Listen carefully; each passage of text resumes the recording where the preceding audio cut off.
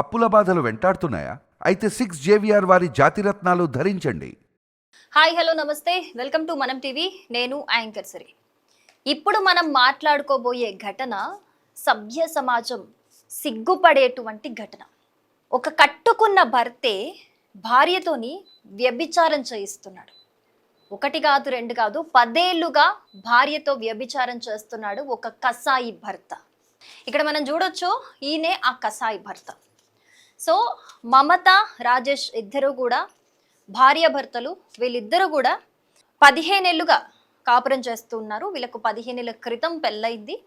ఒక 14 ఏళ్ళ అలాగే 12 ఏళ్ళ ఇద్దరు పిల్లలు కూడా ఉన్నారు. ఒక పాప బాబు కూడా ఉన్నారు వీళ్ళకి. అయితే వీళ్ళు పెళ్లి చేసుకున్న మొదట్లో ఒక 2 సంవత్సరాలు అంతా సాఫీగానే సాగింది అని చెబుతోంది మమత. వాళ్ళ అత్తమామల సంపాదనతోని అంత బాగానే ఉంది అని చెప్తోంది. దాని తర్వాత వీళ్ళు ఇల్లు కొన్నారు 5 సంవత్సరాలకి. సో ఆ ఇంటి పైన 50 లక్షల లోన్ ఉంది. ఆ లోన్ ఎలాగైనా కట్టాలని ఏ పని చాతగాని ఒక చవట భర్త కట్టుకున్న భార్యతోనే వ్యభిచారం చేయిస్తున్నాడు. ఈ తంతు 10 ఏళ్ళుగా సాగుతూనే ఉంది. తనని ఎప్పుడూ కూడా పిల్లల్ని చంపేస్తానంటూ బ్లాక్మెయిల్ చేస్తూ ఈ పని అయితే చేస్తున్నాడు. తను ఇష్టంగా అయితే ఈ పని చేయట్లేదు. కానీ ఈ 10 ఏళ్ళుగా ఈ దారుణానికి ఒడిగడుతూ ఈ దారుణం చేస్తూ ఆ అమ్మాయి విసిగిపోయి అనారోగ్యం పాలైపోయి ఇక నా వల్ల కాదు అని చెప్పడంతో ఆ అమ్మాయిని విచక్షణ రహితంగా దాడి చేశాడు. సో ఆ అమ్మాయి నాతో నవ్వదు అని చెప్పేసి పుట్టింటికి వెళ్ళిపోయింది. పుట్టింటికి వెళ్ళిపోతే భర్త సైడ్ బంధువులు అందరూ కూడా ఆ అమ్మాయి మీద, ఆ అమ్మాయి కుటుంబ సభ్యుల మీద దాడి చేస్తున్నారట. నువ్వు ఖచ్చితంగా ఇక్కడికి రావాల్సిందే, వచ్చి ఆ 50 లక్షల అప్పు తీరే వరకు నువ్వు ఈ పని చెయ్యాల్సిందే అని చెప్తూ ఉన్నాడట ఆ భర్త. నువ్వు ఖచ్చితంగా చేయాల్సిందే, నీకు ఇంకొక ఆప్షన్ లేదు అన్నట్టు. సో ఈ అమ్మాయి విసిగిపోయి హ్యూమన్ ట్రాఫికింగ్ నెంబర్ 112కి కాల్ చేస్తుంది. ముందు రెస్పాండ్ అవ్వలేదు. ఆ తర్వాత పోలీసులు ఈ అమ్మాయిని కాంటాక్ట్ అయ్యి అసలు ఏం జరిగింది అని చెప్పేసి ఈ అమ్మాయిని అయితే కాంటాక్ట్ అయ్యారు. బట్ అంతకుముందు కూడా ఈ అమ్మాయి 112కి కాల్ చేసిన రెస్పాండ్ అవ్వకపోవడంతో నాకు ప్రాణహాని ఉందంటూ మీడియానైతే ఆశ్రయించింది. సో ఇక్కడ చూడండి ఎంత దారుణం అసలు. ఒక కట్టుకున్న భర్త అంటే భార్యకి ఏదైనా ఇబ్బంది వచ్చినా, ఏదైనా కష్టం వచ్చినా, లేకపోతే ఎవరైనా వెంటపడినా, వేధించినా భర్తే అందుకు బాధ్యతగా ఉంటాడు. భర్తే ఒక రక్షకుడిగా ఉంటాడు. భార్యను ఎవరితోనైనా చూస్తే చాలా మంది తట్టుకోలేరు. అలా సైకోల్గా బిహేవ్ చేసి కూడా భార్యలను ఏదో ఒకటి చేయడం, చంపేయడం, లేకపోతే కొట్టడం లాంటివి చూస్తూ ఉంటాం. అంటే వేరే వాళ్ళతో ఎవరితోనన్నా కనెక్షన్ పెట్టుకుంటే. కానీ ఇక్కడ ఎంత దారుణం అంటే కట్టుకున్న భార్యని వేరే వాళ్ళతోని అసలు చెప్పుకోవడానికి కూడా చాలా చండాలంగా ఉంది. ఇంకొకటి ఏంటంటే, ఎప్పుడైతే వేరే వాళ్ళతో ఈ అమ్మాయి ఉంటుందో ఆ విటులను కూడా, అంటే ఎవరైతే ఉంటారు కదా వాళ్ళని కూడా వీళ్ళని సీక్రెట్గా వీడియోస్ తీస్తూ వాళ్ళని కూడా వాళ్ళకి ఆ వీడియో సెండ్ చేస్తూ వాళ్ళని బ్లాక్మెయిల్ చేస్తూ కూడా మనీ రాబట్టేవాడట. ఈవెన్ ఇప్పటికీ పోలీస్ కంప్లైంట్ ఇచ్చినా కూడా ఈ మహానుభావుడు ఇంకా రెస్పాండ్ అవ్వలేదు. అంటే చూడండి ఇంతకి తెగించి వదిలేశాడు. ఇంకా సరే వీడు ఒక్కడే ఇలా ఉన్నాడా అని అంటే కాదు, ఫ్యామిలీ మొత్తం ఇంతే ఉంది.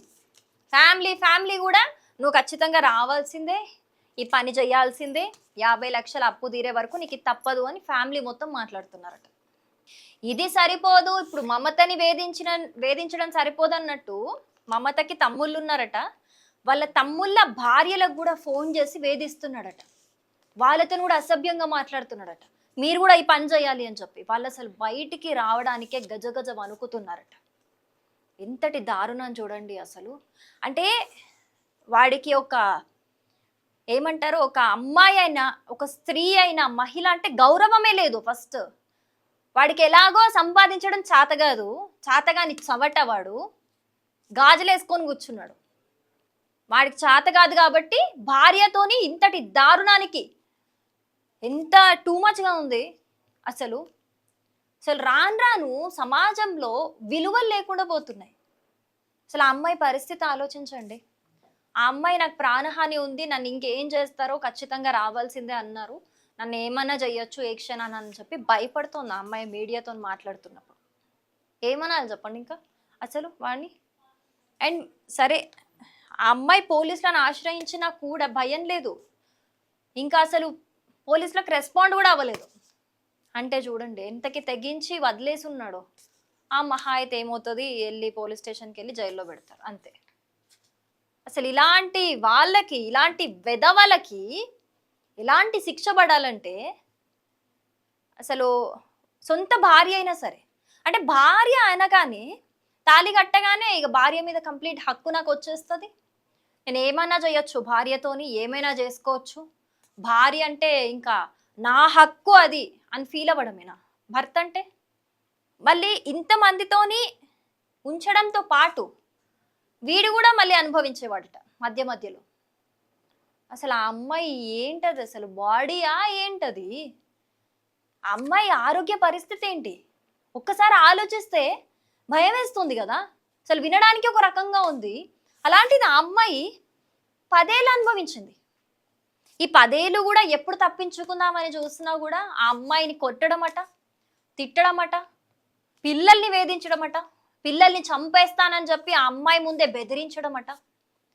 ఇంకా ఏ కన్న తల్లైనా పిల్లల జోలికి వస్తుంటే, పిల్లల మీద దాడి చేస్తుంటే, పిల్లలను వేధిస్తుంటే ఏ కన్న తల్లైనా ఇంకా మూసుకొని ఉండకుండా ఏం చేస్తుంది చెప్పండి? ఏం చేస్తుంది? ఇంక ఇప్పుడు నా వల్ల కాదు, నేను భరించలేను, నాకు ఆరోగ్యం కంప్లీట్గా పాడైపోయింది, నాతో నవ్వదు అని చెప్పేసి ఆ అమ్మాయి వాళ్ళ పుట్టింటికి వెళ్ళిపోయింది పిల్లల్ని తీసుకొని. తెగించి వెళ్ళిపోయింది, ఇంకేం చేస్తుంది? కానీ పుట్టింటి వాళ్ళు సపోర్ట్ ఇచ్చినా పుట్టింటి వాళ్ళను కూడా వేధింపులకు గురి చేస్తున్నారు వీళ్ళ బంధువులు.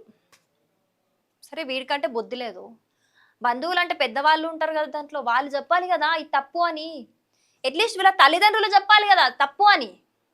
తల్లిదండ్రులకు తెలియదా కోడల్ని ఏ రకంగా ట్రీట్ చేస్తున్నాడు అని చెప్పి? ఇందులో వాళ్ళకి కూడా ఇన్వాల్వ్మెంట్ ఉందట. వాళ్ళు కూడా ఖచ్చితంగా నువ్వు 50 లక్షలు అప్పు తీరే వరకు నువ్వు ఈ పని చేయాల్సిందే అని మాట్లాడుతున్నారు. చూడండి వీడికి ఎలాగో సంపాదించడం రాదు, సంపాదించాడు చవటీడు రాదు వీడికి, ఇంకా కంప్లీట్ డిపెండ్ అయింది ఈ అమ్మాయి మీదే. పోనీ ఈ అమ్మాయినేమన్నా నువ్వు మంచిగా చదువుకున్నావు అమ్మా, నువ్వు బయటికి వెళ్ళి జాబ్ చెయ్యు, నువ్వే మాకు దిక్కు అని చెప్పి ఒక మోరల్ సపోర్ట్ ఇవ్వు, నా పరిస్థితి ఇది అని మాట్లాడితే ఏ భార్య అయినా సరే ఖచ్చితంగా భర్తను అర్థం చేసుకొని బయటికి వెళ్ళి జాబ్ చేస్తుంది. ఈ రోజుల్లో ఎంతమంది వర్కింగ్ ఉమెన్ లేరు, ఇంట్లో పని చేసుకొచ్చుకొని మళ్ళీ బయటికి వచ్చి వర్క్ చేస్తూ హస్బెండ్స్కి సపోర్ట్ చేస్తున్నారు. 90% ఉమెన్ అంతే ఉన్నారు. సంతోషంగా చేస్తుంది ఏ భార్య అయినా. అప్పుడు తన వల్ల కాకపోయినా, తన లిమిట్ కాకపోయినా అంతకు మించి కష్టపడుతుంది భర్త అట్లా అడిగితే గనక. కానీ వీడెంచుకున్న మార్గం ఏంటి? జాబ్ చేయమని చెప్పకుండా, అంటే డబ్బులు ఒకటేసారి వచ్చేయాలన్నమాట. మనకి ఇప్పుడు ఏదో 30,000, 40,000, 20,000 జీతాలు వస్తే ఎట్లా సరిపోవు కదా మనకి. ఇంటి లోను మనకి ఏమంటారు, సంపాదించడం చేత కాదు కానీ ఉండడానికి మాత్రం మంచి ఇల్లు కావాలి. అలాంటి వీడు ప్రతి ఒక్కల పక్కలో భార్యను పడుకోబెట్టడానికి డిసైడ్ అయిపోయాడు. 10 ఏళ్ళ నుంచి భరించిందట ఈ అమ్మాయి. 15 ఏళ్ళు అయింది పెళ్ళైన 5 సంవత్సరాలకి వేధింపులు స్టార్ట్. ఇంక ఇప్పుడు ఈ అమ్మాయి ఏం చెప్తుందంటే, నాకు ఖచ్చితంగా ప్రాణహాని ఉంది, పోలీసులే నన్ను రక్షించాలి, నా ఫ్యామిలీ వాళ్ళని కూడా వేధిస్తున్నాడు, నాతో ఇంక అవ్వదు ఇది, నా ఆరోగ్యం అంతా పాడైపోయింది అని చెప్తూ ఏడుస్తుంది ఆ అమ్మాయి మమత. అసలు చూడండి ఏం చేయాలంటారు?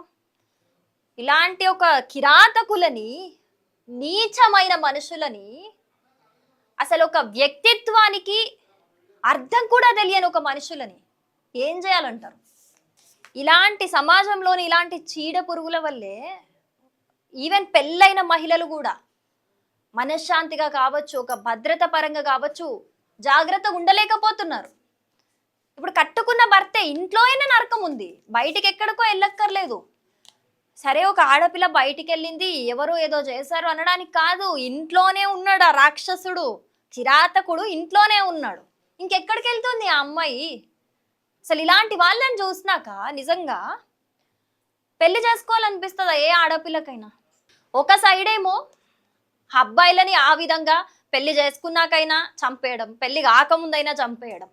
ఈ కేసులో పెళ్లి చేసుకున్నాక భార్యని చిత్రహింసలకి చేసి మానసికంగా చంపేయడం. అంటే ఎటు చూసుకున్నా ఇటు అబ్బాయిలకి అమ్మాయిలకి పెళ్లి చేసుకున్నా కూడా రక్షణ లేదు. అసలు పెళ్లి ఎందుకు చేసుకోమంటారు? సొసైటీలో ఒక భర్త అండగా ఉంటాడు అని చెప్పేసి పెళ్లి చేసుకోమంటారు అమ్మాయిలని. భర్త నుంచే మనకి భద్రత లేకపోతే ఇంకెక్కడికి వెళ్తుంది ఒక ఆడది? అసలు ఏం చేయాలంటారు చెప్పండి? ఇలాంటి ఒక కిరాతకుడిని, నీచమైన వ్యక్తిత్వం గల ఇలాంటి ఒక పశువుని ఏం చేయాలంటారు చెప్పండి? అసలు వీడికి ఎలాంటి శిక్ష పడుతుంది వీడు దొరికితే? వీడు ఇప్పుడు ఇంకా హ్యాండ్ ఓవర్ అవ్వలేదు పోలీసులకి, ఇంకా అరెస్ట్ చేయలేదు, దాని మీద ఇన్వెస్టిగేషన్ జరుగుతూ ఉంది, పట్టుకునే పనిలో ఉన్నారు పోలీసులు. ఒక్కసారి వీడు దొరికాక వీడికి ఎలాంటి శిక్ష పడుతుంది, ఎలాంటి శిక్ష పడితే మళ్ళీ ఇలాంటివి రిపీట్ కాకుండా ఉంటాయి అనేది తప్పకుండా కమెంట్ చేయండి. మా ఇంటైనా నాకు పెళ్లి 15 ఏళ్ళు అవుతుంది మేడం. 15 ఏళ్ళలో 12 ఏళ్ళుగా మేడం నన్ను మానసికంగా హింసించి, నాకు డబ్బులు లేదని, నాకు తల్లిదండ్రులు లేదనేసి, నా తమ్ముడు చిన్న పిల్లాడు మేడం అప్పుడు. ఇప్పుడు 12 ఏళ్ళుగా నన్ను వ్యభిచారం చేయమనేసి, వ్యభిచారం చేయించి రోజుకు నాకు వచ్చే ఆదాయంతో వాడు దర్జాగా బతుకుతా ఉన్నాడు మేడం. అన్ని చేసుకుంటా కార్లు తీసినాడు, బండ్లు తీసినాడు, ఇండ్లు తీసినాడు. ఏం తీసినా నా పేరు మీద ఏమీ లేదు మేడం. నేను ఏ పొద్దున పోను చెప్తే నన్ను కొట్టేది, తిట్టేది. నన్ను వీడియోలు తీసి, నేను రూమ్ లో ఉండేదంతా వీడియోలు తీసి దాన్ని పోలీసులకు ఇస్తాను, లేకుంటే మా తమ్ముడికి పంపిస్తాను, గుడ్డలు లేకుండా బట్టలు లేకుండా ఉండేది అంతా చూపిస్తాను అనేసి నన్ను మానసికంగా హింసిస్తాడు మేడం. నన్ను 5 గంటల సేపు 2 గంటల సేపు రూమ్ లో వేసుకొని కొడతాడు మేడం. లేకుంటే నన్ను గుండు కొడతానని చెప్తాడు మేడం. ఇట్లంతా మాట్లాడేసి ఇప్పుడు నా వల్ల ప్రాణానికి భయంగా ఉండాలి మేడం. నా వల్ల కాలేదు, దెబ్బలు తినేదానికి కాలేదు. అందువల్ల ఇప్పుడు నేను వచ్చి కంప్లైంట్ ఇచ్చి మా తమ్ముడు వాళ్ళ ఇంట్లో ఉంటే మా తమ్ముడిని కొట్టేదానికి వస్తాడు. మా తమ్ముడిని ఎట్లైనా అట్లా అడుగుతారు, మా బంధువులను ఎట్లైనా అట్లా అడుగుతారు, మా పెద్దనాన్ని ఎట్లైనా అట్లా అడుగుతాడు. నన్ను చంపేస్తాను అంటున్నాడు. ఉంటే నాతో ఉండాలా, లేకుంటే నన్ను చంపేస్తాను, భూమి మీద నేను పెట్టను అట్లనేసి ఎట్లంటే అట్లా మాట్లాడతాడు మేడం.